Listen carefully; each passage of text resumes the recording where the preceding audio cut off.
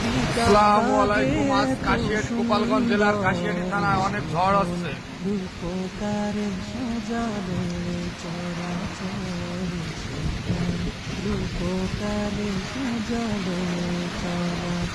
হাতে শিল পড়তেছে, অনেক বজ্রপাত হচ্ছে।